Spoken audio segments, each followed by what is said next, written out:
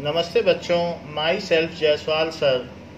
हम पढ़ रहे हैं class 12 physics, electrostatic potential and capacitance.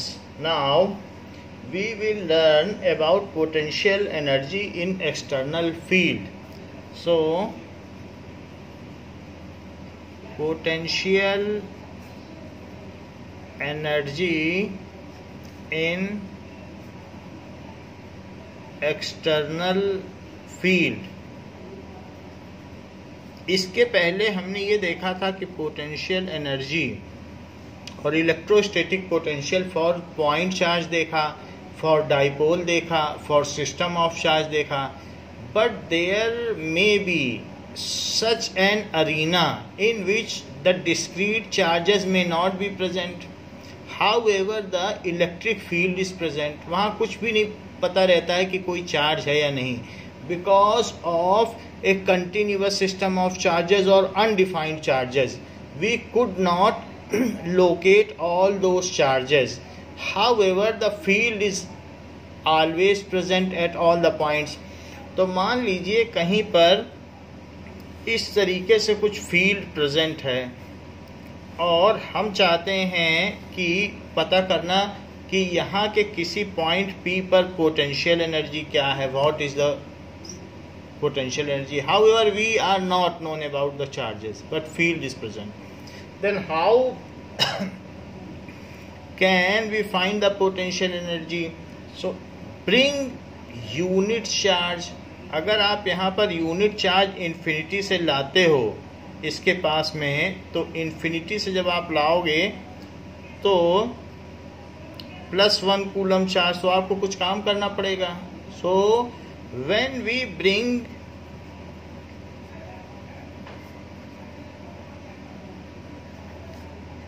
unit positive charge +1 coulomb charge from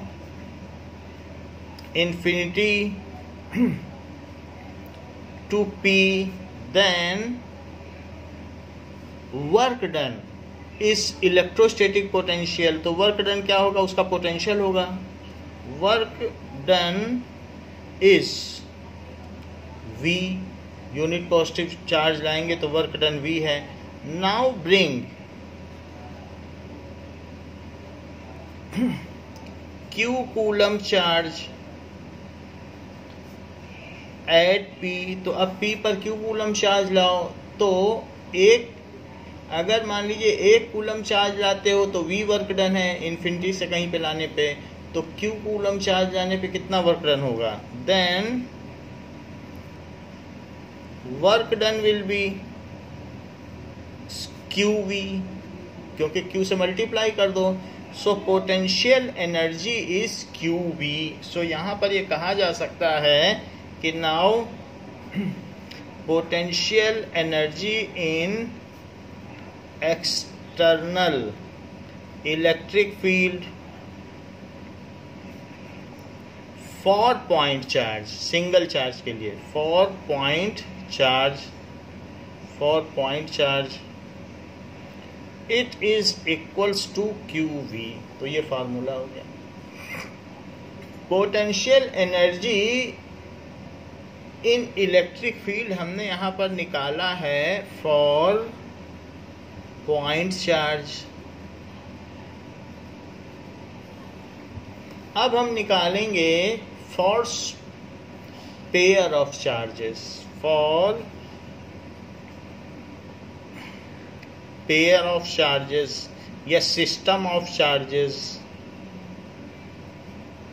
तो अगर 2 चार्ज हैं कहीं पर, तो ऐसे केस में पोटेंशियल एनर्जी क्या होगी। नाउ अगर कहीं पर कोई अनडिफाइंड फील्ड है, तो एक इस तरीके से फील्ड है, ये हम जिसके बारे में जानते नहीं है कि कैसी फील्ड है, तो ऐसे जा रही है। This may be due to multiple charges, जो भी हो, और एक इसमें चार्ज यहाँ है और अदर चार्ज यहाँ है। यहाँ पर Q1 है, यहाँ पर Q2 है। इन दोनों ही चार्जेस को आप लाओगे कहाँ से? The charge will be brought from infinity और ये भी कहीं इन्फिनिटी से ही लाओगे आप। सो ऐसे आप इसको ले आओगे इन्फिनिटी से यहाँ पर। तो और इनके बीच की जो डिस्टेंस है वो R12 है। So this is R12। Now what will be the work done? ये तो इलेक्ट्रिक फील्ड है, ये जो भी दिखाई दे रही है that is field line. So bringing Q1 charge first,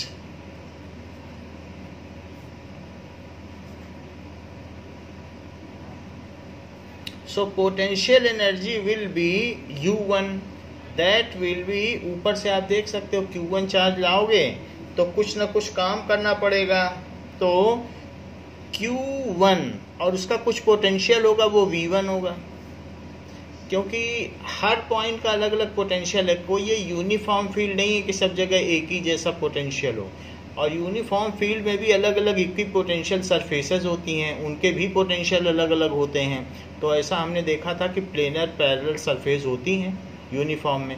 तो इसलिए जब यहाँ पर कोई चीज़ लाओगे तो उसका पोटेंशियल अलग है, यहाँ पर यूनिट पॉजिटिव चार्ज लाओगे तो उसका पोटेंशियल अलग है, क्योंकि it is non uniform field. तो यहाँ पर मान लीजिए V1 पोटेंशियल था जब 1 कूलम चार्ज लाए, तो Q1 चार्ज लाओगे तो Q1 इंटू V1। अब fix Q1 charge and bring Q2 charge. तो hold Q1 charge at its position, at its position and bring Q2 charge from infinity। तो अगर Q2 चार्ज को अनंत से उस बिंदु तक लाने में किया गया कार्य, तो वो उसमें पोटेंशियल एनर्जी के रूप में संग्रहित हो जाएगा। तो इसमें दो काम करने पड़ेंगे, एक तो फील्ड के अगेंस्ट में काम करना पड़ेगा और एक चार्ज के अगेंस्ट में। तो यहाँ पर अगर आप लाओगे, फील्ड ना होती तो काम करना पड़ता 1/4 pi epsilon naught Q1 Q2 upon R12, लेकिन फील्ड है तो फील्ड का भी काम होगा। तो इसलिए Q2 V2 तो करना ही पड़ेगा क्योंकि फील्ड के अगेंस्ट में काम है, और plus 1/4 pi epsilon naught Q1 Q2 upon R12, ये भी करना पड़ेगा क्योंकि अदर चार्ज की प्रेजेंस भी है। सो उसके लिए भी आपको काम करना पड़ेगा। So there are 2 types of work done.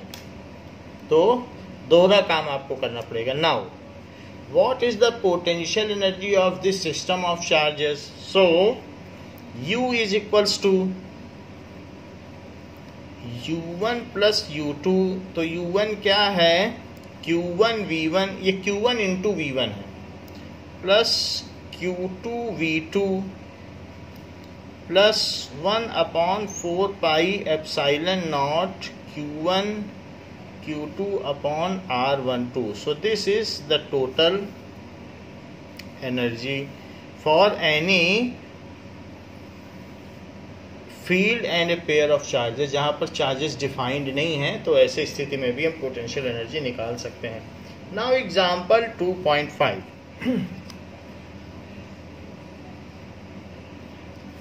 It has been said that determine the electrostatic potential energy of a system.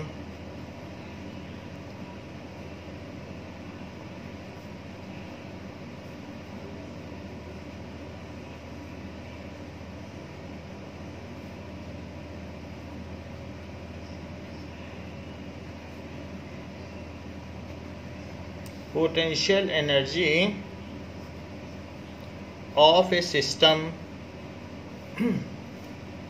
consisting of two charges,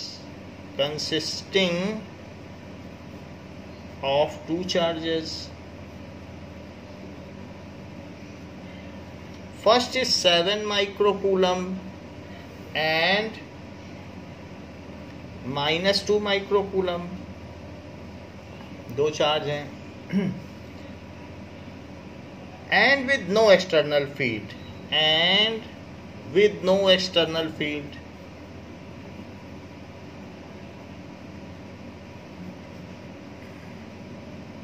तो कोई एक्सटर्नल फील्ड नहीं है। Placed at,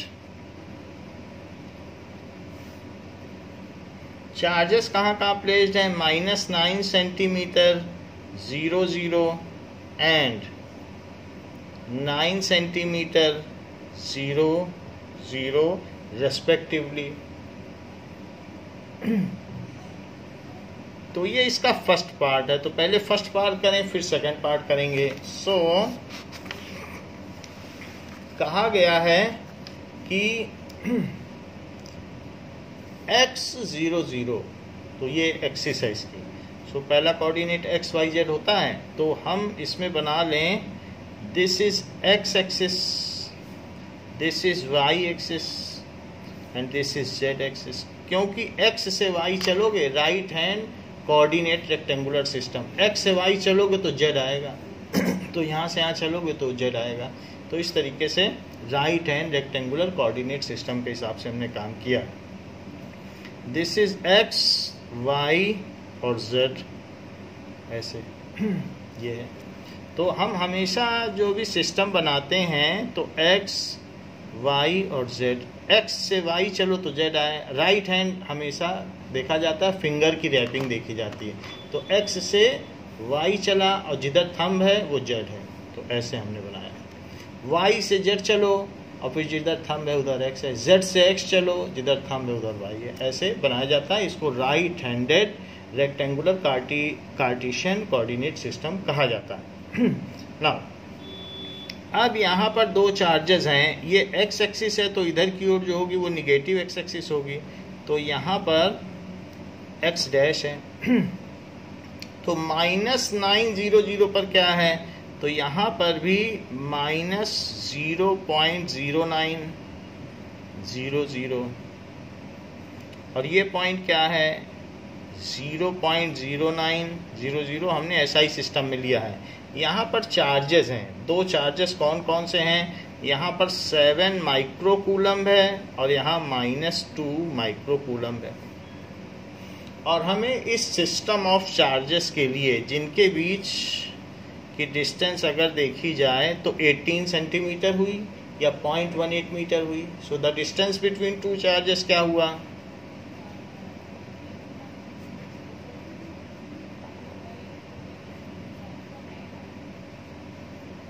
is 0.18 metre. So potential energy क्या हो गई 1 2 charge के लिए, जो दो चार्जेस हैं, 1/4 pi epsilon naught Q1 Q2 upon R12। तो इट इज 9 × 10⁹ Q1 Q2। तो Q1 है 7 माइक्रोकूलम्ब और Q2 है -2 माइक्रोकूलम्ब। जबकि इनके बीच की डिस्टेंस है 0.18 मीटर, तो 0.18 ये सारी चीज़ कर ली। अब यहाँ पर जो 0.18 है, अगर इसमें से हम डेसिमल हटाएंगे तो ऊपर 100 आ जाएगा, 100 होने पे 10⁹ हो जाएगा। सो 9 और नीचे 18 बचेगा, क्योंकि अब हमने डेसिमल दोनों हटा दिए तो ऊपर 100 हो गया। तो 10⁹, पहले डिजिट सारे लिख लें और निगेटिव साइन भी लगा लें। अब 10⁹ है और 100 ऊपर और गया तो 10⁻11 हो गया, -6 हो गया और एक और -6। सो इस तरीके से 2 और 9 से 18 कट गया, अब सिर्फ -7 बचा है। और इंटू 10⁻, तो 10⁻11 है और ये -12 है, तो इट इज़ -1, तो इट इज़ -0.7 जूल। तो इस सिस्टम की जो एनर्जी हो जाएगी 0.7 जूल हो जाएगी। अभी सेकंड क्वेश्चन इसमें क्या पूछा गया है, सेकंड क्वेश्चन पूछा गया है कि how much work is required to separate the two charges infinitely away from each other. इन दोनों चार्जेस को अगर हम सेपरेट करना चाहें तो कितना काम करना पड़ेगा। So how much work is required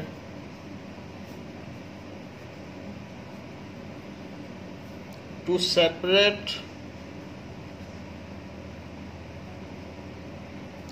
the two charges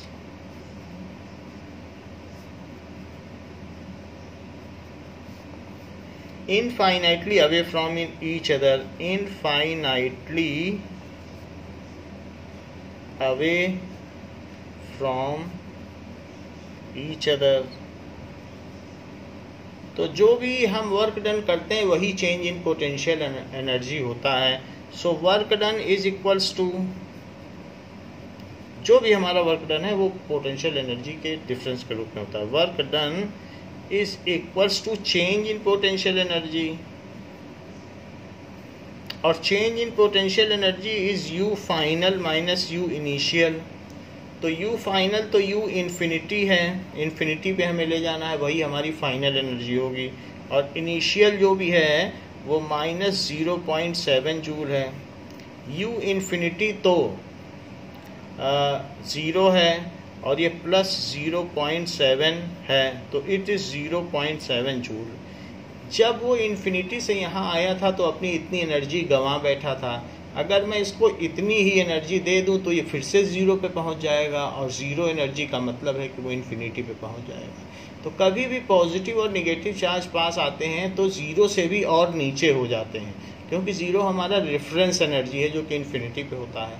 तो अपोजिट चार्जेस पास आने पे अपनी और एनर्जी लूज करते हैं. उतनी ही एनर्जी उनको दे दो तो वो मुक्त हो जाएंगे, they will be at infinity. तीसरी चीज पूछी गई है इसी में ही, suppose that the system of charges is now placed in external field,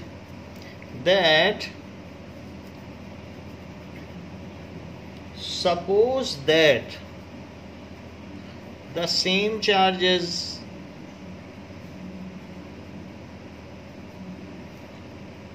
are placed in external field,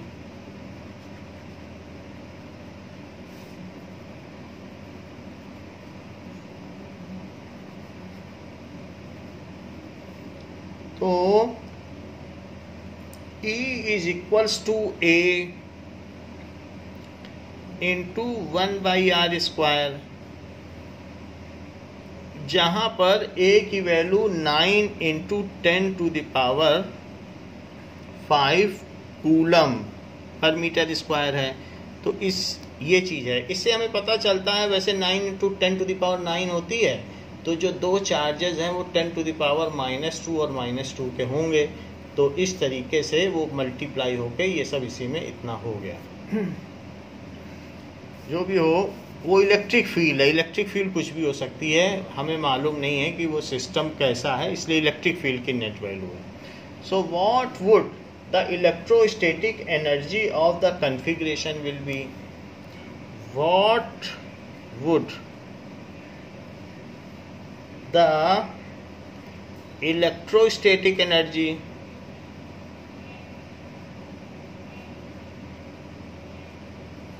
of the configuration may be.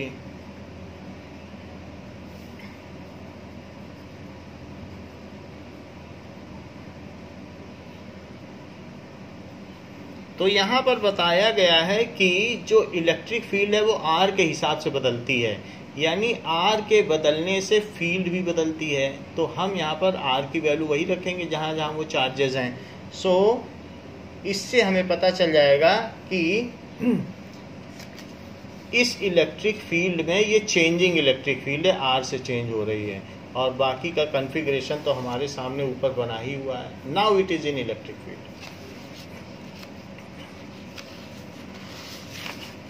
So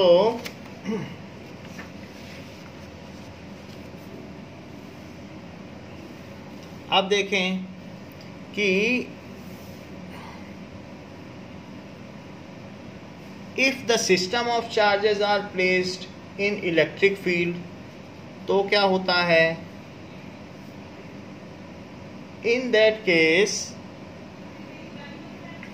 now we know that U is equals to Q1 और V1 plus Q2 V2 plus 1/4 pi epsilon naught Q1 Q2 upon R12. लेकिन ये भी बात होती है कि E is equals to delta V by delta are with negative sign. However, this is delta r is negative, that's why it is negative. तो अब हम अगर मैग्नीट्यूड की बात करें तो simply it can be set for the magnitude, because ये negative है तो ये निगेटिव है. E is equals to V by R potential gradient. So V is equals to E R. अगर हम इंटीग्रेट कर दें तो यहाँ पर ये चीज़ हो जाएगा. तो ये एक तरीके का इंस्टेंटेनियस पोटेंशियल ग्रेडियंट है किसी पॉइंट पर. तो V is equals to E R, ये हम जानते भी हैं. क्यों? क्योंकि इलेक्ट्रिक फील्ड क्या है? इलेक्ट्रिक फील्ड होती है 1/4 पाई एप्सिलॉन नॉट. तो that is equals to Q by R square.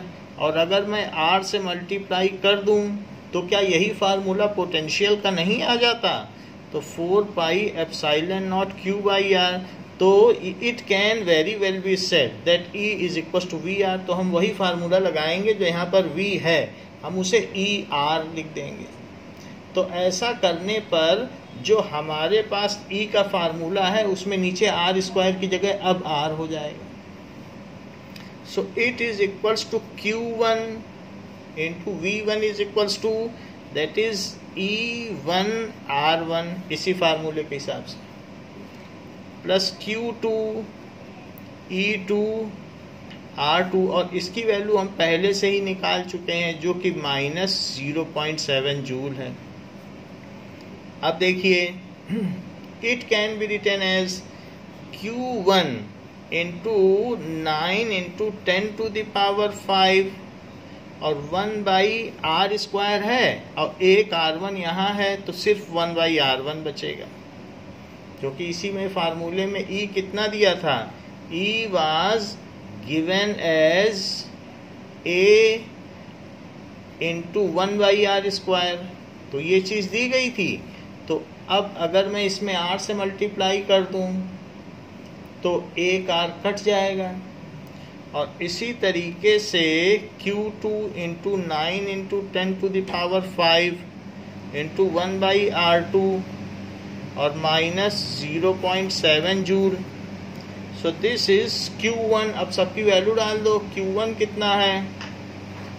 Q1 is equal to 7 microcoulomb.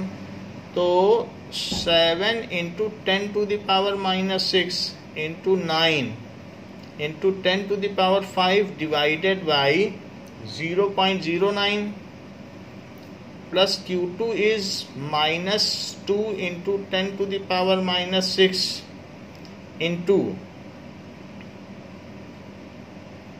9 into 10 to the power 5 divided by 0.09.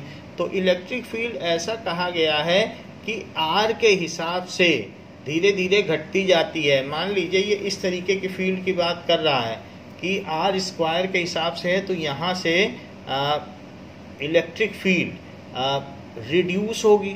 So reduce होगी तो इसका मतलब क्या है कि यहीं पर है ओरिजिन इसका, लेकिन दूर जाने पे ये घटती चली जाएगी. तो रिड्यूस होती चली जाएगी. यहाँ पर कुछ चार्ज होगा तो यहाँ रिड्यूस होगी और इधर भी रिड्यूस होगी. तो इसलिए हमें सिर्फ रेडियल डिस्टेंस लेनी है, हमको ये नहीं लेना है माइनस या प्लस. यहाँ से इधर भी रिड्यूस हो रही है, यहाँ से इधर भी रिड्यूस हो रही है. So we have to take that simply it is a point charge placed over here. और जिसकी वजह से अगर आप एक यहाँ पर सिर्फ एक कल्पना करें कि यहाँ एक पॉइंट चार्ज है और जो कि 10 टू द पावर -4 कूलम का है, तो ये 9 into 10 to the power 9 into 10 to the power -4 coulomb Q by R square होती है. तो ये देखो क्या हो जाएगा, it will become 9 into 10 to the power 5 by R square. तो पॉइंट चार्ज की वजह से फील्ड बन गई कि नहीं? तो इतना चार्ज अगर पॉजिटिव चार्ज यहाँ रख दो तो इधर भी रिड्यूस होगी, इधर भी रिड्यूस होगी. तो क्या हमें साइन निगेटिव लेना चाहिए किसी डायरेक्शन में? नहीं, क्योंकि सब तरफ तो रेडियली आउटवर्ड है. तो इधर भी रेडियली आउटवर्ड, इधर भी, और यहीं पर सेंट्रल पॉजिटिव चार्ज है जिसकी ये वैल्यू है. तो उसी की वजह से काम किया जा रहा है. तो अब वो हमने इसीलिए डिस्टेंस निगेटिव लेने का मतलब नहीं है, क्योंकि जो इलेक्ट्रिक फील्ड है वो एक पॉजिटिव पॉइंट चार्ज की वजह से रेडियली आउटवर्ड है जो ओरिजिन पर लोकेटेड है. और साथ ही साथ -0.7, तो यहाँ देखिए 7 है, 7 9 जा 63, और ये -1 भी आएगा, तो ये 6.3 है, और डिवाइडेड बाई 0.09 -2 9 जा 18, तो ये 1.8 आ जाएगा, क्योंकि यहाँ से भी -1 आएगा, और डिवाइडेड बाई 0.09 और -0.7, तो इन दोनों का डिनोमिनेटर सेम है, तो इनको सब्ट्रैक्ट कर लो। 6.3 में से 1.8 सब्ट्रैक्ट कर लो, और -0.7, तो कितना हो जाएगा नाउ, तो ये 5 बचेगा, और 5 में से 1 गया तो 4 बचेगा, दैट इज 4.5, तो 4.5 अपॉन 0.09 है, तो 0.9 लिख दो, और 0.1 अलग लिख लो, वैसे 0.09 है, और -0.7, तो इसमें से डेसिमल गया, इसमें से डेसिमल गया, और ये हो गया 9, 5 जब 45, और 5 है तो 0.1 होने की वजह से जब ये ऊपर जाएगा तो 50, भाई पॉइंट है तो ऊपर जाएगा तो 50 हो जाएगा, और 50 में से 0.7 घट गया, तो इट इज़ 49.3 जूल। तो इस सिस्टम की एनर्जी हो जाएगी 49.3 जूल, जो कि आपकी बुक में दिया हुआ है। दिस इज 49.3 जूल, और ऊपर का आंसर भी दिया है 0.7 जूल निगेटिव। तो अब हम देखेंगे कि potential energy for of a dipole, तो अभी पोटेंशियल एनर्जी देखी जाएगी ऑफ ए डाइपोल। अब इसके पहले पोटेंशियल देखा था, अब धीरे धीरे हम सभी चीज़ों की पोटेंशियल एनर्जी देख रहे हैं। अभी potential energy for point charge देखी, potential energy for system of charges देखी, so potential energy of dipole देखेंगे, लेकिन कहाँ पर? In external field. External field में कुछ चार्जेस नहीं होते हैं, डिस्क्रीट चार्जेस। पहले हमने ट्रायंगल का देखा, स्क्वायर का देखा, तो वहाँ तो सिस्टम ऑफ चार्जेस थे। अब जहाँ फील्ड होगी वहाँ तो चार्ज डिफाइन नहीं होता कि कहाँ पे चार्ज है। तो अब हम फील्ड में चीज़ों को देख रहे हैं। एक्सटर्नल फील्ड में सिंगल चार्ज, एक्सटर्नल फील्ड में देखो डबल चार्ज, अब एक्सटर्नल फील्ड में dipole. So potential energy of a dipole in external field. Now potential energy of a dipole in external field।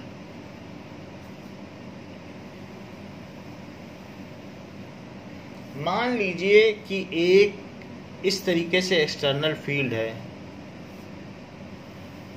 जो कि यूनिफॉर्म है,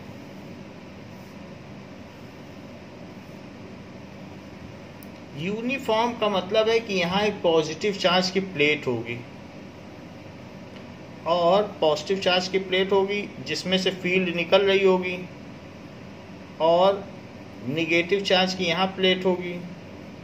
ऐसा माना जा सकता है, आपको समझाने के लिए माना जा सकता है। अदरवाइज यूनिफॉर्म फील्ड का मतलब यही है कि कोई पॉजिटिव चार्ज रख दो तो इधर भागेगा, जिधर प्लस चार्ज भागे वही फील्ड की डायरेक्शन है। तो ये चीज़ एक फील्ड है। अब इस फील्ड में हमने एक डाइपोल रख दिया है,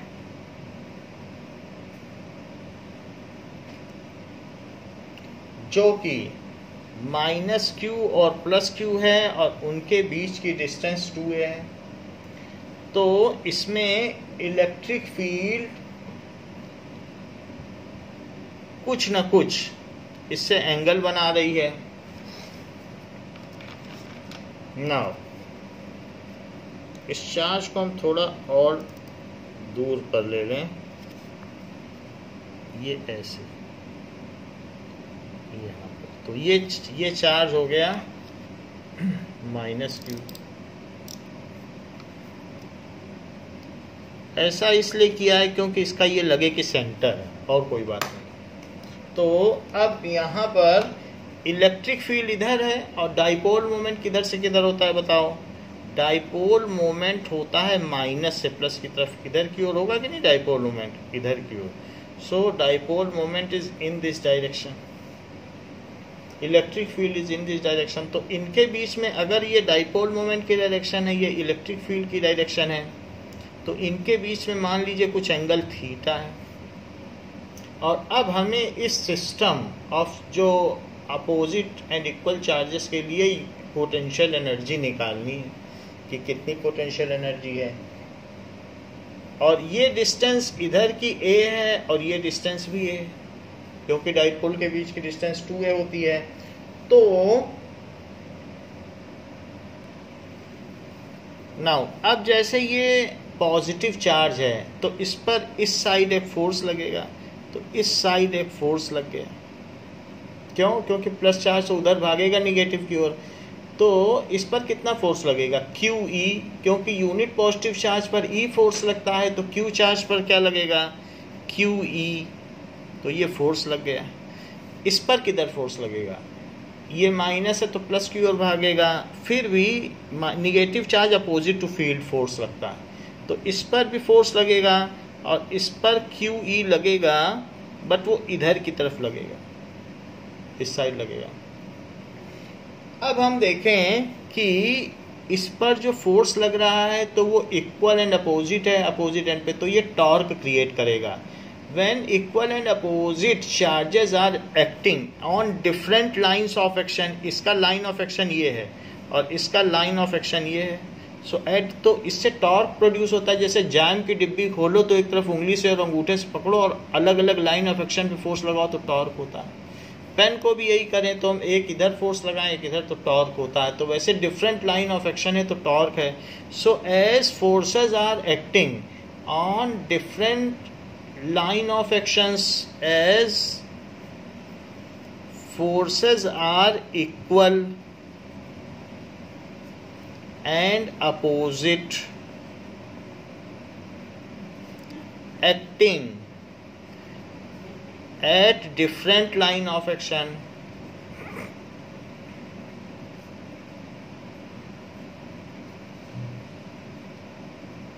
on plus Q and minus Q charges, so they produce torque, so they produce torque। वो घूमना चाहेंगे तो टॉर्क क्या होता है? तो torque is equals to P cross E, वैसे तो F क्रॉस R होता है। टॉर्क क्या चीज होती है? F, that is R cross F। Torque की वैल्यू होती है R क्रॉस F। नाउ हम ये देख रहे हैं कि ये इक्वल एंड अपोजिट फोर्सेस हैं और डिफरेंट लाइंस ऑफ एक्शन पे काम करते हैं, तो इनके बीच जो टॉर्क होगा वो R क्रॉस F होगा। तो R क्रॉस F, तो R क्रॉस F का मतलब है RF साइन थीटा। जहाँ पर ये सेंटर है और इस पर ये फोर्स लग रहा है, तो आप ये भी कह सकते हो कि R ये सेंटर है, it is axis of rotation. तो यहाँ से अगर देखा जाए तो R कितना हुआ? दैट इज द जो भी आर्म होती है, चाहे लोड आर्म हो या आप इस पे इफर्ट आर्म हो, कुछ भी हो, तो एक्सिस ऑफ रोटेशन वाली जो भी आर्म होती है, तो ये A हो गई और फोर्स किधर हो गया? इधर हो गया। तो अगर हम R को आगे बढ़ाएं, तो तब भी तो ये एंगल यहाँ पे अगर आप आगे बढ़ा दो तो ये थीटा यहाँ पर भी तो होगा corresponding angle. So that is A QE sign theta. तो यहाँ पर दो टॉर्क हैं। ये टॉर्क किधर घुमाने की कोशिश करेगा? जरा सोचो, ये वाला टॉर्क। भाई अगर आपके पास एक पेन है और पेन में इधर फोर्स लगे तो ऐसे घुमाने की कोशिश करेगा, और ऐसे घुमाने की कोशिश करे तो थंब नीचे है। थंब कहाँ है? नीचे। देखो ये, तो इस तरीके से थंब नीचे है, तो R क्रॉस F, क्योंकि R से F जाना पड़ेगा। R से F जाओ तो थंब जहाँ जाए वहीं पे टॉर्क है। तो वैसे भी अगर इस पॉइंट पर रोटेशन हो तो इस पॉइंट पर रोटेशन पर फोर्स इधर लगे तो ये चीज इधर घुमाने की कोशिश करेगा। तो राइट हैंड थंब रूल से देख लो, ये नीचे आ रहा है और इस पर एक ही फोर्स नहीं लग रहा, इस पर इधर भी लग रहा है, ये इसे इधर ले जाने की कोशिश करेगा और इसकी मोमेंट आर्म ए है, इस पर भी क्यू ई फोर्स लग रहा है, ये किधर घुमाने की कोशिश करेगा, ये इसको इधर घुमाने की कोशिश करेगा, क्योंकि ये भी तो उसी तरफ घुमाएगा तभी तो टॉर्क बन रहा है। तो इस तरीके से बोथ केसेस में जो आर है वो ए है, जो फोर्स है वो क्यू ई है। तो यहाँ टॉर्क दो तरीके के हैं और ये बताओ कैसा रोटेशन है, that is inward paper. Inward paper का मतलब यहाँ पे जो टॉर्क लग रहा है इस पॉइंट पर उसको आप क्रॉस से प्रदर्शित कर सकते हैं क्योंकि नीचे जा रहा है। तो इसलिए यहाँ पर दो तरीके के टॉर्क हैं, एक तो moment arm into force, this is equals to torque 1 यानी R1 cross F1 plus R2 cross F2, R1 cross F1 plus R2 cross F2, ये चीज है। दो टॉर्क हो गए ना, तो सारे टॉर्क लेने पड़ेंगे जिसके अबाउट ले रहे हैं, तो हम तो सेंटर के अबाउट ले रहे हैं तो सारे ले लिए हमने। ये तो इट इज इक्वल्स टू जो मोमेंट आर्म है वो ए है और फोर्स है क्यू ई और उसके बीच का एंगल है थीटा। देखो ये थीटा है तो ये कितना हुआ, ये भी थीटा हुआ। इसी तरीके से आर को यहाँ बढ़ाओ तो यहाँ बढ़ा दिया, तो फोर्स है। तो अब यहाँ पर भी ये और ये अगर देखा जाए तो इसका ये वर्टिकली अपोजिट एंगल और वर्टिकली अपोजिट का करस्पॉन्डिंग, तो ये भी तो थीटा हो गया। जब ये थीटा तो ये थीटा, तो ये थीटा तो ये थीटा, ये भी थीटा हो गया। तो इसलिए ए क्यू ई और क्रॉस का मतलब क्या होता है, साइन थीटा, ये हो गया, और plus A Q E sine theta. However, we will take only the magnitude of torque and account the direction later on, क्योंकि यहाँ clockwise है। तो this is, अगर हम इन दोनों को जोड़ दें तो क्या हो जाएगा, that is equals to 2AQ, it is equals to 2AQ E sin theta। तो ये टॉर्क हो गया। This is equals to P E sine theta, तो ये टॉर्क हो गया। और अगर आप चाहें तो इसे P क्रॉस ई भी लिख सकते हैं, क्योंकि ऐसा करने पे जनरलाइजेशन का लॉस नहीं, और इसे फिर से वेक्टर क्वांटिटी में बदल दें, वो मैं बता देता हूं क्यों। क्योंकि यहां पर जो P है तो P कैसे है, ये है माइनस Q, ये है प्लस Q, तो P ऐसे है, ये है P, और इनके बीच का एंगल है थीटा, ये E है, तो ये इलेक्ट्रिक फील्ड है। तो जरा P से E की तरफ आओ और थंब लगाओ, तो ये भी तो नीचे है, देखो P से E आ रहे हैं और थंब नीचे ही जा रहा। तो पहले भी जब हम कर रहे थे तब भी थंब नीचे जा रहा है, तो P क्रॉस E में भी वही बात बन रही है, तो हमारा डायरेक्शन का लॉस नहीं हो रहा, we are getting the same direction. तो जो टॉर्क है वो P क्रॉस E भी कहा जा सकता है। कुछ लोग टॉर्क को दूसरी तरीके से भी बताते हैं, वो भी मैं बता दूं आपको। जैसे मान लीजिए कि यहाँ पर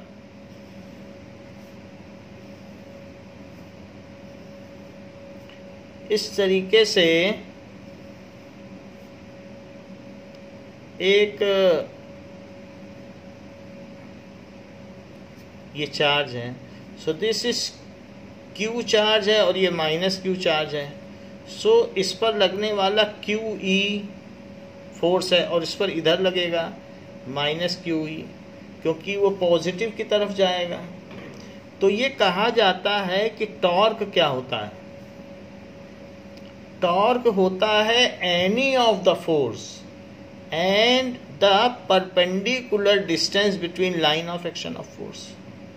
सो टॉर्क का फार्मूला क्या होता है, magnitude of any force, magnitude of any force. Torque किसी के भी अबाउट में लिया जा सकता है, इसके भी अबाउट में लिया जा सकता है, इसके भी, सभी के अबाउट में टॉर्क लोगे उतनी ही वैल्यू आएगी। टॉर्क की value shifting of the axis does not effect the value of torque. तो हम इस पॉइंट के अबाउट भी ले सकते हैं। जब इस पॉइंट के अबाउट लेंगे तो इसका जो इफेक्ट है वो नील हो जाएगा, क्योंकि इस पर मोमेंट आर्म बनेगी नहीं, और फिर ये टोटल वैल्यू हो जाएगी 2a, और ये एंगल हो जाएगा थीटा।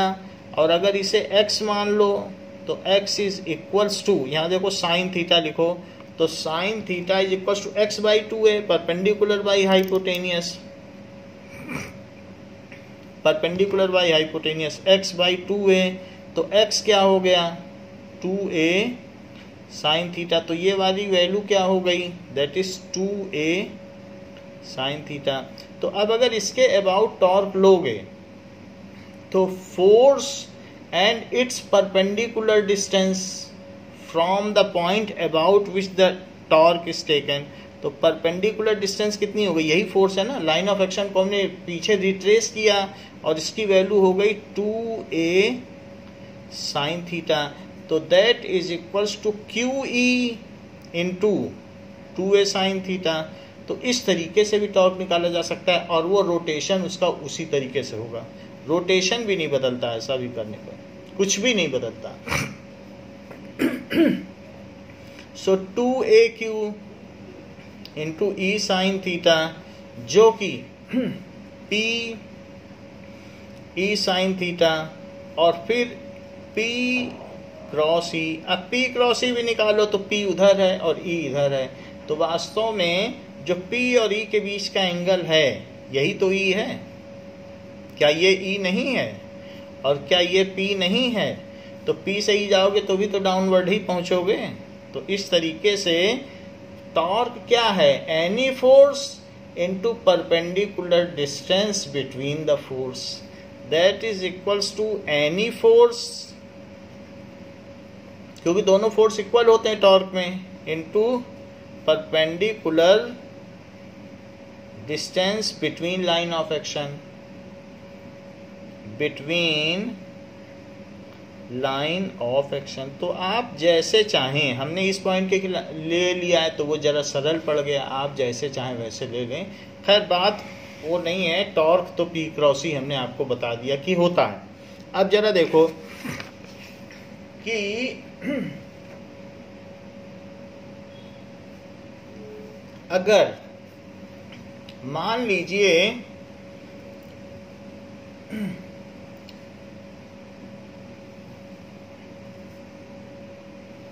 कि इस तरीके से यूनिफॉर्म फील्ड होती और यहाँ पर आप इसको ले आते, एक Q चार्ज को ले आते और एक -Q को ले आते, और ये प्लेट है, तो आपकी ये प्लेट है जो कि पॉजिटिव प्लेट है यहाँ पर, तो ये ऐसे प्लेट है, तो यहाँ और यहाँ लाते तो इक्वल काम करना पड़ता है, क्योंकि यहाँ एक इक्विपोटेंशियल सरफेस बनती, तो यूनिफॉर्म फील्ड में तो पैरेलल में बनती है, तो पैरेलल में आपस में होती हैं और फील्ड के परपेंडिकुलर होती है, तो इक्विपोटेंशियल सरफेस ऑब्वियस है ऐसे होती। तो ऐसा करने पे आपके पास कितनी पोटेंशियल एनर्जी होती है? यदि इनके बीच की डिस्टेंस 2a है तो आपकी पोटेंशियल एनर्जी इस केस में कितनी होती? U is equals to, now for above situation potential energy, for above situation potential energy, so Q1V1 plus Q2V2 और plus 1/4 pi epsilon naught Q1 Q2 और अपॉन R। तो यहाँ आप सबकी वैल्यू डालो, क्योंकि V1 और V2 इक्वल है। ऐसा मैं क्यों कह रहा हूँ? क्योंकि यहाँ पे एक इक्विपोटेंशियल सरफेस है, तो उस पर हर जगह पे पोटेंशियल सेम होगा। ऐसे पैरेलल बहुत सारी इक्विपोटेंशियल सरफेस होंगी, तो ये है इक्विपोटेंशियल सरफेस। तो यहाँ पर सब जगह V सेम होगा, तो V1 V2 के इक्वल हो गया, और Q1 Q2 के इक्वल हो गया। तो ये दोनों इक्वल हैं, मैग्नीट्यूड में इक्वल हैं सिर्फ। तो अब हम जरा वैल्यू डालें, तो इस तरीके से Q1 की जगह Q डालो, यहाँ Q ले आए V, लेकिन इसकी जगह -Q डालना पड़ेगा क्योंकि साइन के साथ डालना पड़ेगा, और V और +1/4πε0 Q इंटू -Q/2a। तो ये वर्क डन होता, वर्क डन में ये दोनों कट जाते, तो ये वर्क डन होता 1/4πε0 Q²/2a। ये पोटेंशियल एनर्जी होती। बट आपने तो डाइपोल को घुमा दिया। अब डाइपोल घूमेगा तो टॉर्क लगेगा, और टॉर्क लगेगा तो वर्क डन होगा, और वो वर्क डन होता है टॉर्क d थीटा। तो इसको हम रेफरेंस पॉइंट मान सकते हैं कि पोटेंशियल एनर्जी मिनिमम है, इस कंडीशन में 0 है।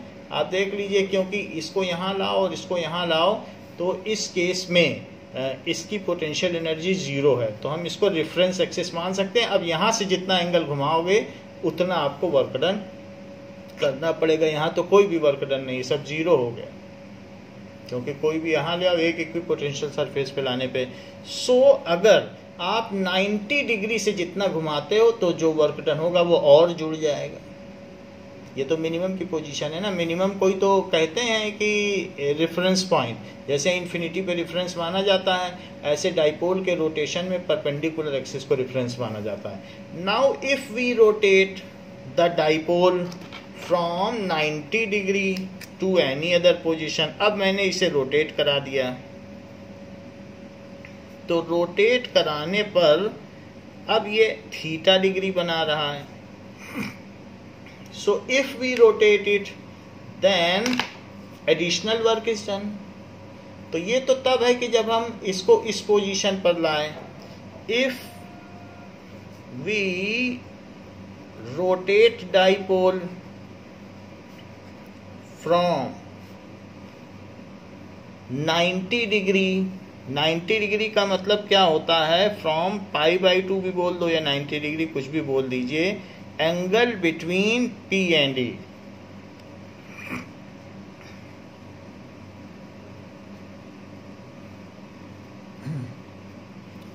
To theta degree.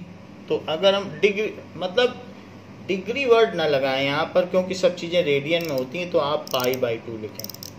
सो π/2 से लेकर अगर हम थीटा रेडियन में इसे घुमाते हैं, तो ऐसे केस में एडिशनल वर्क डन क्या होगा, वो भी फिर पोटेंशियल एनर्जी में जुड़ जाएगा। सो इसलिए अभी हम U1 की बात करें, ये सब U1 है, अभी पूरी पोटेंशियल एनर्जी नहीं आई है, हम तो एंगल पर रख रहे हैं। So additional work done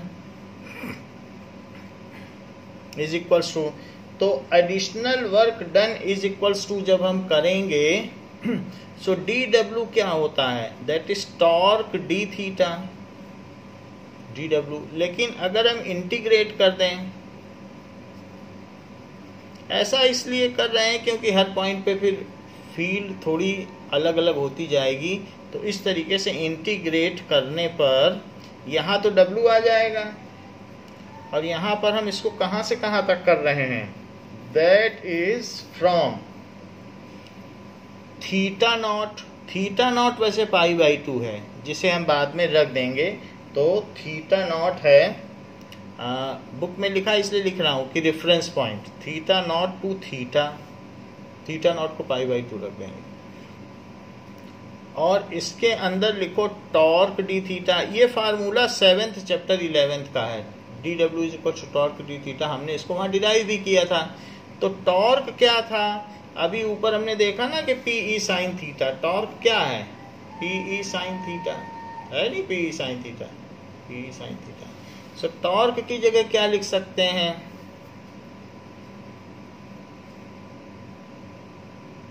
that is PE sin theta d theta लिख सकते हैं।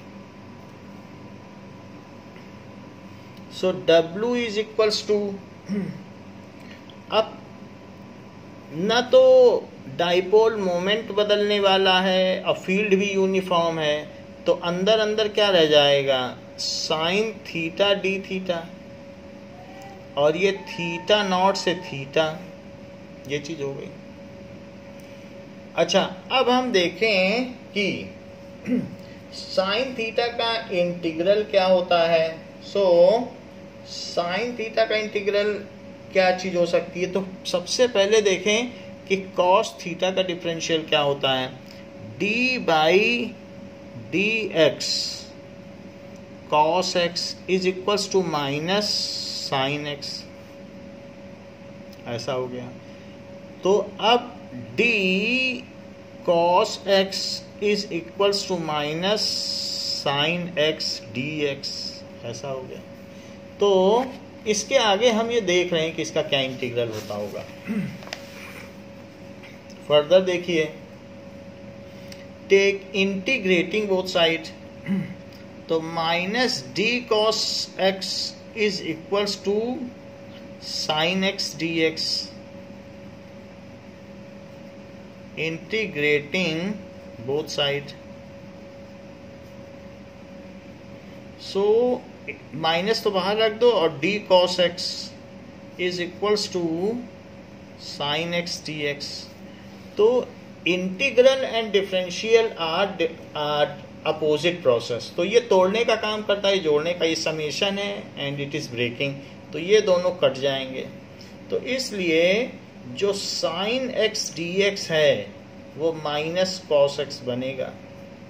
तो ये हमने आपको एक तरीका बताया, it is not the part of question. अब हम फिर से अपने इस पर आते हैं, W is equals to P E sine theta d theta. So W is equals to P E sine theta d theta. तो ये चीज हमने यहाँ पर एक तरीके से समझने के लिए की है। साइन थीटा डी थीटा का क्या वैल्यू हो जाएगा। सो पी ई और minus cos theta, minus cos theta हो गया क्योंकि फार्मूले से निकाला है, और इसमें लोअर लिमिट भी लगा दी और अपर लिमिट भी लगा दी, ये सारी वैल्यू लगा दी। नाउ थीटा नॉट, यहाँ पर अब इसमें ये लिमिट लगा दो, माइनस बाहर लगा दो, माइनस पी ई बाहर कर लीजिए, और कॉस थीटा थीटा नॉट से थीटा, तो this is equals to minus P E cos theta minus cos theta naught, upper limit minus lower limit, ऐसे कर दिया। माइनस अंदर ले जाओ, सो पी ई cos theta naught minus cos theta, ये चीज है। नाउ reference point is that point which is of minimum energy. Reference point for a dipole in external uniform field, for a dipole in external uniform field is that where energy is zero, where energy zero हो। सो ऐसा हमने देखा था कि equipotential surface पर हो, जैसे हमने इक्विपोटेंशियल सरफेस बनाई थी, तो वहां पर ये परपेंडिकुलर है, जो P है, P यहाँ ऊपर की ओर होगा कि नहीं, तो P और E परपेंडिकुलर है, और वहां पे अगर आप लाते हो तो कुछ एडिशनल वर्क नहीं करना पड़ेगा क्योंकि सब एक ही पोटेंशियल पर है, V1 V2 के इक्वल हो जाता है और ये सब जीरो हो जाता है। सो इसलिए where energy is zero, so theta naught is, तो it is when P is perpendicular to E, ये तभी होगा जब P is perpendicular to E, that is theta naught is equal to pi by 2। तो अब हम theta naught की जगह पाई बाई 2 रख लें, और इस जो वर्क डन है अब हम इसे U2 बोल रहे हैं, ठीक है। सो इट इज U2, क्योंकि पहले जो हमने काम किया वो पहले लाए अब घुमाया, तो लाना और घुमाना दोनों को जोड़ो तभी तो पूरी पोटेंशियल एनर्जी निकलेगी। तो U2 is equals to P e cos pi by 2 minus cos theta. So it is PE 0 minus cos theta. So U2 is equals to minus PE cos theta. वैसे ये अपने आप में भी एक फार्मूला है कि potential energy of a dipole या work done in moving a dipole by an angle theta is this. So इसको कह सकते हैं कि वर्क डन, इस पर क्वेश्चंस भी आते हैं, work done in moving a dipole bye angle theta is conserved in potential energy in form of this. तो इस तरीके से वो अपने आप ही घूम जाएगा, आप उसको घुमाओगे क्या, वो तो खुद ही भाग रहा है. तो यहाँ से आप देख रहे हो कि ये इधर भाग रहा है और ये इधर भाग रहा है, अपने आप ही घूम जाएगा. तो और एनर्जी गंवा बैठेगा, तभी तो इसकी एनर्जी 0 से और गिर गई. तो इस तरीके से बाय एन एंगल थीटा ये इसका वर्क डन है. तो ये एक इम्पॉर्टेंट फार्मूला है, U is equal to minus p cos theta, अगर थीटा पे रखा जाए. Now what is the total potential energy? So U is equals to U1 plus U2. अच्छा, U1 आपको ध्यान हो तो हमने बताया था -1/4 पाई एप्सिलॉन नॉट, और Q थे तो Q स्क्वायर, और उन दोनों के बीच की डिस्टेंस 2a. और अब प्लस करो माइनस PE cos थीटा को. तो इस तरीके से जब प्लस होगा तो दोनों में ही निगेटिव है, तो PE cos थीटा भी है. ये देखो, so total potential energy is -1/4 pi epsilon naught Q square by 2a और minus P dot E. Dot क्यों लगा दिया? क्योंकि PE cos थीटा का मतलब क्या है, जब डॉट लगा दोगे अपने आप cos थीटा बन जाएगा, क्योंकि वो उन्हीं के बीच का तो एंगल है. सो इसलिए कभी भी अगर आपको घुमाना है तो ये फार्मूला याद रखो कि U या U डैश जो घुमाने में माइनस P डॉट E. अगर आप थीटा एंगल पर घुमाना चाहते हैं तो ये, और उसका डेरिवेशन ऊपर हमने दिखा दिया है, ये सारा का सारा डेरिवेशन उसी के लिए तो है. तो इसलिए यहाँ पर ये बात कह दी गई कि अगर थीटा पे घुमाना चाहते हो तो उसकी पोटेंशियल एनर्जी है. अगर आप 60 to 90 घुमाना चाहते हो तो फाइनल माइनस इनिशियल कर दो, कहीं से कहीं तक भी घुमा सकते हो. तो जहाँ से जहाँ घुमा रहे हो तो चेंज इन पोटेंशियल एनर्जी भी निकाली जा सकती है. ये किसी पॉइंट का potential. So potential at A point of dipole at an angle is this, किसी एंगल पर. तो फाइनल माइनस इनिशियल करके चेंज भी निकाला जा सकता है. However, this is the dipole kept an angle in uniform electric field. तो यहाँ पर ये हमने क्या कर दिया, this is the deduction for this. Now example 2.6. अब हम देखेंगे example 2.6.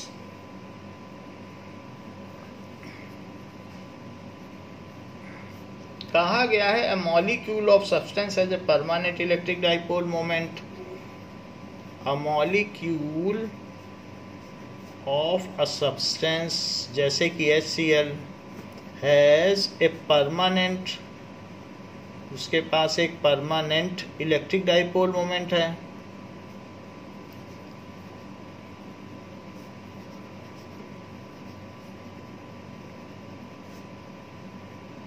Moment of magnitude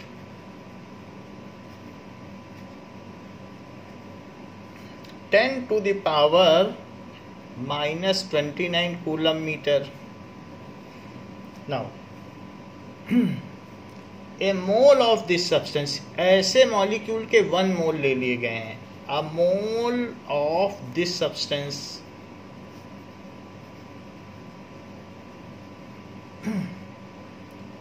is polarized, इसको पोलराइज्ड किया गया है, polarised at low temperature, at low temperature by applying a strong electrostatic field of magnitude, तो उनको सबको एक डायरेक्शन में कर दिया गया है बाई अप्लाइंग। वैसे पहले ये डिस्क्रीट डायरेक्शन में घूम रहे थे, लेकिन अगर बाहर से फील्ड लगाओगे तो सब एक डायरेक्शन में हो जाएंगे। By applying a strong electrostatic field, strong electrostatic field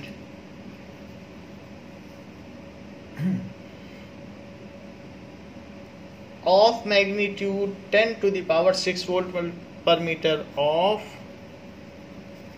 magnitude 10 to the power minus 6, 10 to the power 6 volt per meter plus 6 है वोल्ट पर मीटर, क्योंकि वोल्ट पर मीटर में ही तो इलेक्ट्रिक फील्ड होती है। E is equal to dV/dl, तो ये भी तो एक इलेक्ट्रिक फील्ड का फार्मूला है। सिर्फ न्यूटन पर कूलम भी नहीं है, वोल्ट पर मीटर भी है, क्योंकि dV/dl E is equals to the direction of field is suddenly changed, the direction of field is, पहले तो पोलराइज किया गया और फिर उसकी डायरेक्शन ही बदल दी गई, changed by an angle of 60 degree, by an angle of 60 degree change कर दी गई। जो भी चीज़ है रेडियन में रखना है। 60 degree. Estimate the heat released by the substance, estimate the heat released by substance,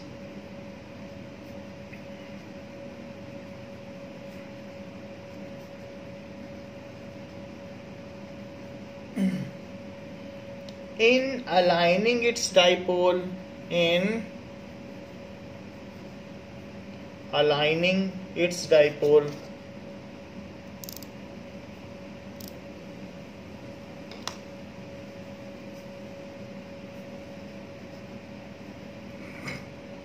along the new direction of field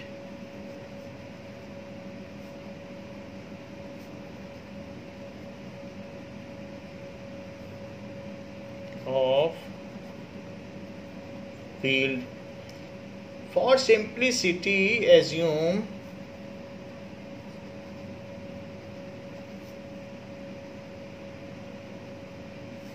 (100% polarization of sample), 100% polarization of sample, ऐसा कहा गया। देखिए, जो u का फार्मूला होता है किसी भी पॉइंट पर, तो u क्या होता है? It is equals to minus P E cos theta होता है। ये चीज होती है। अभी हम आंसर नहीं कर रहे हैं, एक दो चीजें और बता दें, फिर हम इसका आंसर बताएंगे और क्वेश्चन भी समझाएंगे। तो अगर मान लीजिए कि इस तरीके से फील्ड है,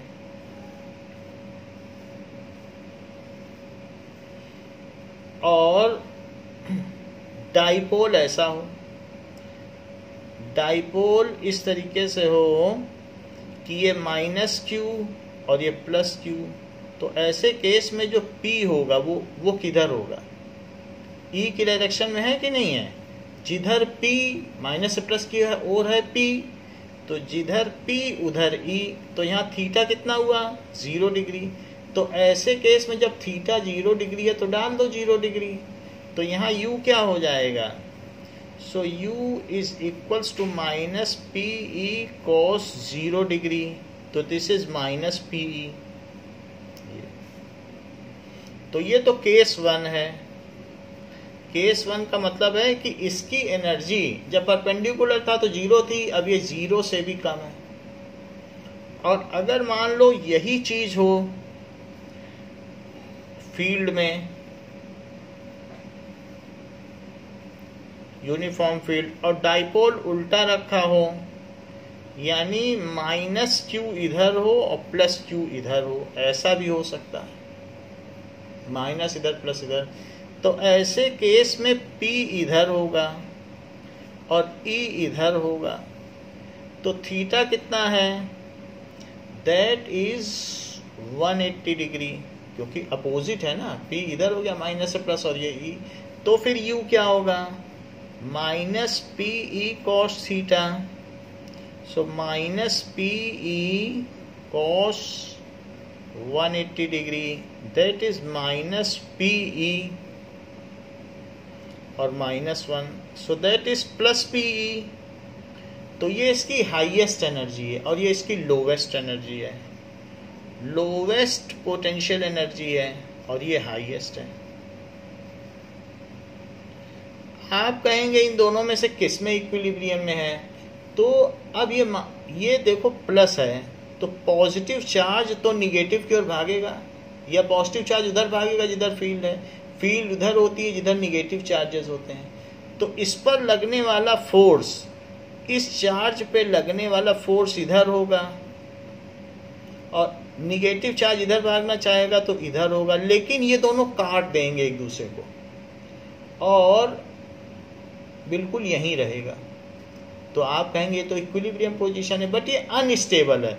अगर थोड़ा सा आपने घुमा दिया ना इसको, मान लीजिए आपने इसको थोड़ा सा भी घुमा दिया, तो ये खट से अपनी डायरेक्शन पलट देगा, क्योंकि हर चीज मिनिमम एनर्जी में जाना चाहती। जरा सा ये हिल भी जाए तो निगेटिव वाले पर इधर फोर्स लगने लगेगा, क्योंकि पॉजिटिव की ओर आना चाहेगा, और पॉजिटिव वाले पे इधर लगने लगेगा, तो ये अपने आप को पलट लेगा। और अगर टच ना करो, बिल्कुल ऐसे सावधानी से रखे रहो, तो ऐसे केस में ये एक अनस्टेबल इक्विलिब्रियम है। तो आपसे पूछा जा सकता है कि when electric dipole is kept in electric field, then what is the condition of stable equilibrium and what is the condition of unstable equilibrium?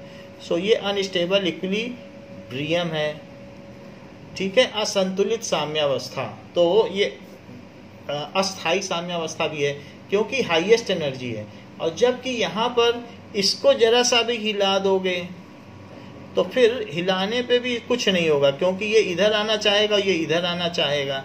तो मान लीजिए आपने इसको ऐसे हिला दिया, तो फिर ये हिलाने पे ऐसे ऐसे होके फिर से सीधा हो जाएगा, ये ऐसे ऐसे ऐसे होके सीधा हो जाएगा, ऐसे ऐसे होके सीधा हो जाएगा, क्योंकि वो वहीं रुकना चाहेगा, लॉक हो जाएगा। तो यहाँ पर ये स्टेबल इक्विलिब्रियम है, क्योंकि फोर्सेस उसको फिर वहीं ले आएंगे और इसके फोर्स उल्टे हैं, पलट देंगे इसको। तो ये स्टेबल इक्विलिब्रियम है, lowest energy is the only equilibrium. So this is stable equilibrium, और ये अनस्टेबल इक्विलिब्रियम है। इसके अलावा एक तीसरी स्थिति भी हो सकती है। मान लीजिए कि अगर आपने इसको ऐसा रखा है और ये प्लस क्यू है और ये माइनस क्यू है, तो इस पर इधर फोर्स लगेगा और इस पर इधर फोर्स लगेगा, और जो P है वो इधर है और E इधर है। तो इस तरीके से ये this is the condition of maximum torque. यहाँ पर सबसे अधिक टॉर्क होगा, क्योंकि टॉर्क क्या होता है, पी ई साइन थीटा होता है, तो पी ई साइन 90, और साइन 90 की वैल्यू मैक्सिमम होती है। तो इसका सबसे अधिकतम टॉर्क जो है वो टॉर्क मैक्स यही है। तो this is the condition of maximum torque. और जहां तक एनर्जी की आप बात कर रहे हो, तो माइनस पी ई कॉस π/2, क्योंकि एंगल तो π/2 है, जो कि 0 होगा। So this is the condition. तो अब 0 से तो कोई हमें लेना देना नहीं है, रेफरेंस पॉइंट है, क्योंकि 0 के तो निगेटिव भी जा रहा है, पॉजिटिव भी जा रहा है, तो ना ये मैक्सिमम है ना मिनिमम है। हाँ, ये कहा जा सकता है कि इस पर लगने वाला आघूर्ण इस समय अधिकतम है, टॉर्क अधिकतम है। हाँ, पोटेंशियल एनर्जी या स्थितिज ऊर्जा उस समय 0 है। तो इसलिए टॉर्क और यू के बारे में ये स्थिति है। ये घूम जाएगा, ये ऐसे रहेगा थोड़ी, आप छोड़ोगे तो ये घूम जाएगा, ये इधर घूम जाएगा, ये इधर घूम जाएगा। तो इस तरीके से ये बात हो गई कि this is the condition for this. अब हमारे पास एक क्वेश्चन है कि मॉलिक्यूल HCl का ले लिया गया है और उसके एक एक मॉलिक्यूल में जो डाइपोल मोमेंट है वो 10⁻⁻29 है, और हमारे पास तो 1 मोल सब्सटेंस है, तो टोटल डाइपोल मोमेंट क्या हो जाएगा। सो अब हम सलूशन पे आते हैं कि इस तरीके से क्वेश्चन है हमारे पास नाउ तो हमने इसमें क्या किया, dipole moment of 1 mole molecule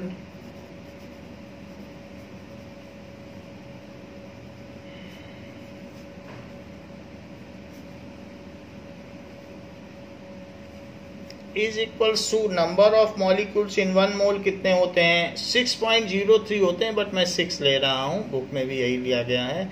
और एक का डाइपोल मोमेंट जो कि 10⁻⁻29 है, तो इतने कूलम्ब मीटर हो गया। This is 6 into 10⁻⁻6 coulomb metre. अच्छा, सो ये सारे मॉलिक्यूल का हो गया। शुरुआत में जब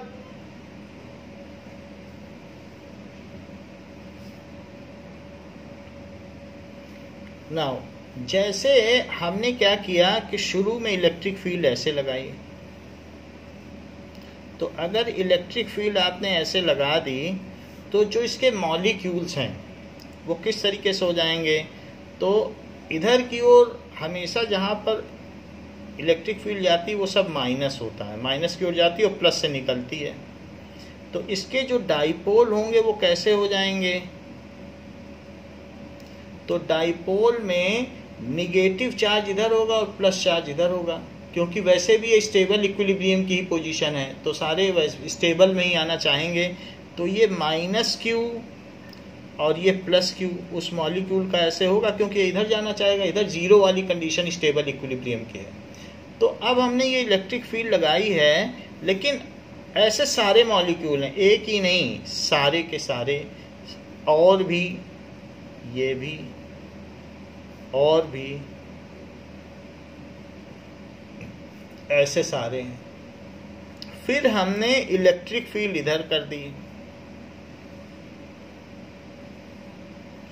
जब हमने सडनली की तो ये जो मॉलिक्यूल इधर थे, यानी प्लस और माइनस, ये शुरू में 60 डिग्री एंगल बना रहे थे, और अब इनको ये धीरे धीरे रोटेट करने लगेंगे, क्योंकि फिर से ये स्टेबल इक्विलिब्रियम की कंडीशन में जाना चाहेंगे। तो अब ये रोटेट करके ये इस तरीके से जितने भी मॉलिक्यूल हैं वो सब ऐसे फिर से हो जाना चाहेंगे। तो जो इनिशियल एंगल है इनका 60 डिग्री है, क्योंकि हमने उस डायरेक्शन में इनको अलाइन किया था, तो वो बने रहे। जैसे ही झटके से की, अब ये 60 से कहाँ पे आ गए फाइनली, अब नई स्टेबल इक्विलिब्रियम की कंडीशन है तो 0 पे आ गए, 60 डिग्री से 0 पर ही आ गए। अब जरा देखिए, तो चेंज इन पोटेंशियल एनर्जी क्या होगा, it is U final minus U initial. तो U फाइनल क्या होगा, -PE cos 0 डिग्री, क्योंकि 0 पे आएंगे बाद में, वही उसकी स्थायी साम्यावस्था है। और शुरू में कितने पर थे, सो -PE cos π/3 या 60 डिग्री भी लिख सकते हैं, तो उसकी वैल्यू आ जाएगी। तो दिस इज -PE। अच्छा, P कितना है, डाइपोल मोमेंट अभी आपने ऊपर निकाल लिया है, मैग्नीट्यूड, तो 6 × 10⁻⁻6, तो 6 × 10⁻⁻6, और इलेक्ट्रिक फील्ड कितने की लगाई है, तो 10⁻6 की लगाई है, और cos 0 की वैल्यू 1, माइनस माइनस लगाओ प्लस, P कितना है, 6 × 10⁻⁻6, इलेक्ट्रिक फील्ड 10⁻6 की, और cos 60 की वैल्यू 1/2। तो यहाँ पर अब जरा देखें, तो ये दोनों तो चले गए, और यहाँ बचा -6, और 2 से ये 6 कटा तो 3, तो दैट इज +3। So delta U is equals to -3 joule. So अब इसमें लॉस हो गया, so there is a loss of 3 joule, there is a loss of, क्योंकि जब वो अपनी चेंज करेंगे पोजीशन तो फिर उनकी एनर्जी का लॉस हो जाएगा, loss of 3 joule of energy, इतना एटमॉस्फेयर में लॉस हो जाएगा। बुक में थोड़ा सा गड़बड़ दिया है, वो मैं आपको दिखा दूं। बुक में जो डेल्टा U निकाला है, change in potential energy positive निकाली है, चेंज इन पोटेंशियल एनर्जी, और फिर भी लॉस लिख रहा है। ऐसा नहीं होता है, जब डेल्टा यू निगेटिव होगा तब लॉस लिखा जाएगा। और वो ऐसा है क्योंकि उसने इनिशियल और फाइनल एंगल में गड़बड़ी की है। इनिशियल एंगल उसने 60 नहीं लिया है, इनिशियल एंगल उसने 0 लिया है, जबकि इनिशियली ये 60 पर थे और अब 0 पे आ रहे हैं। तो शुरू में 60 पे थे और 0 पे आ रहे हैं, तो इनिशियल 60 लो और फाइनल 0 लो, और तब निकालोगे तो सही वैल्यू आएगी निगेटिव के साथ। निगेटिव का मतलब लॉस होता है। So there is a loss of 3 joule of energy. Now our next topic is electrostatics of conductors. तो कंडक्टर्स के बारे में जानेंगे कि उनकी फील्ड क्या होती है, उनका पोटेंशियल क्या होता है। डाइलेक्ट्रिक्स के बारे में जानेंगे, so that we can switch over to capacitor and capacitance, which is the core topic of this chapter and of real life applications। तो हमारा उद्देश्य इस चैप्टर को पढ़ने का कैपेसिटर ही पढ़ना है, जो कि हमारे फैंस में लगता है, बहुत सारी डिवाइसेस में लगता है। अल्टरनेटिंग करंट जहाँ जहाँ भी होती है उन सभी में कैपेसिटर का बहुत यूज़ है। So we will see that what is the concept of capacitor, and before that we will see the concept of dielectrics। तो बच्चों इस क्लास के लिए इतना ही, बाकी अगली क्लास में पढ़ेंगे। Thank you.